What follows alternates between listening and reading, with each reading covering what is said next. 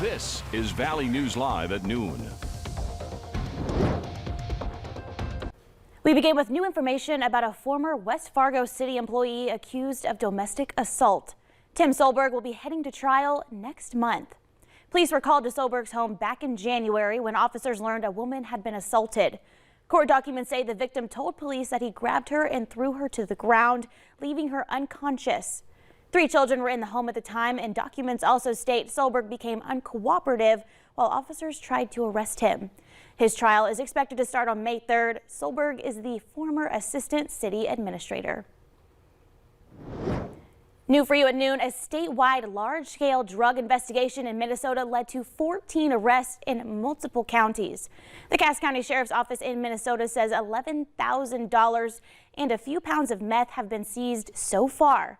Investigators identified 35-year-old Jeffrey Lee Thorson as a leader of several cases. Officials say he used people to transport the meth from the Twin Cities to northern Minnesota to sell. The investigation is still ongoing. The Clay County Sheriff is investigating the death of a person found in a slough north of Holly. Deputies confirmed a dead body was found floating in a ditch yesterday afternoon. They also found tire tracks entering the ditch with small trees and branches knocked over and what appeared to be tire rims underwater. Valley Water Rescue was called in to help pull out the car out of that water. It's not clear yet when the crash happened or if weather was a factor. The victim's name has not been released. We're getting a nice break between storms with more sunshine today, and the wind is expected to ease up a bit. Let's check in with the weather with meteorologist Lisa Green. Lisa, how's the weather looking? Good afternoon. We've got some pleasant weather compared to the wild conditions yesterday and what's coming our way with our next Colorado low approaching the valley for the weekend. So enjoy this while you can. We're looking at some clouds overhead, but there are some breaks in them. You can see a little break shining some sunshine on I-94 here this afternoon.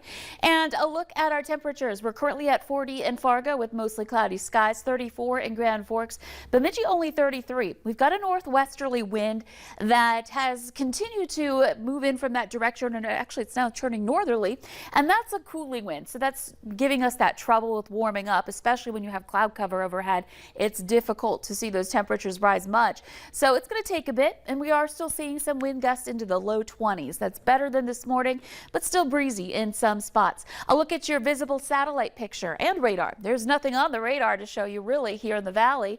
We do have those clouds drifting through with some breaks here and there, again allowing in a little more sunshine, especially in southeastern North Dakota and just south of Grand Forks too.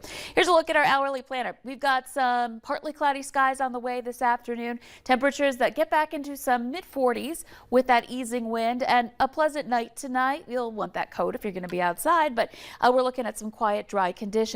That all changes heading into the weekend. It starts up tomorrow. We'll start to see moisture moving back in, but we could get rocking on Saturday with a chance for some storms. Some of them could be severe, so I've issued a first alert weather day for Saturday. We're going to talk more about that and snow chances too coming up in just a couple of minutes. We're in a never-ending cycle. Thank you, Lisa. North Dakota officials estimate last week's blizzard caused the state's daily oil output to fall 25%, and more wintry weather expected this weekend could prolong the slowdown. Winter storms make roads impassable for trucks trying to access well sites. Last week's storm also caused at least one significant spill and fire. President Biden is offering more help to Ukraine. Today, he announced more than $1 for more weapons and economic support for the Ukrainian government. In the besieged city of Mariupol, Russian President Vladimir Putin has ordered his forces not to storm the steel plant where both Ukrainian civilians and soldiers are taking shelter. Meanwhile, the president also announced today a new process to allow up to 100,000 Ukrainians to seek refuge in the United States. The move will allow Ukrainian refugees to come to the states directly from Europe, as opposed to flying to Mexico and then seeking entry on the southern border. Check your refrigerator door handles. General Electric is recalling some of its refrigerators because of a fall risk. GE says it has received 71 reports of freezer drawer handles detaching, and at least 37 people have gotten hurt. 3 had serious fall injuries. The recall includes 6 models sold between February 2020 to January 2022. They all have French doors with a bottom freezer. Those with impacted appliances should contact GE for repair. North Dakota numbers show a gap widening in students proficient in core subjects. With summer break approaching, parents are seeking out options to curb potential summer learning loss. During the 2019-2020 school year, 33% of students in North Dakota tested proficient in English language arts. You can see there in red on your screen. 34% proficient in math and 46% were proficient in science.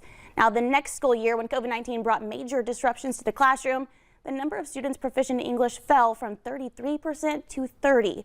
Math numbers dropped from 34% proficient to 29%, and North Dakota students proficient in science fell by 10%.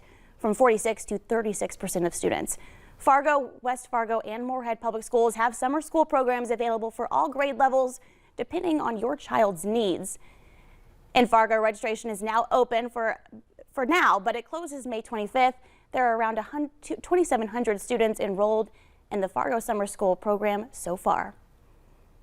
Coming up at noon, a new type of blood test could possibly detect cancer sooner. We'll explain how a liquid biopsy works.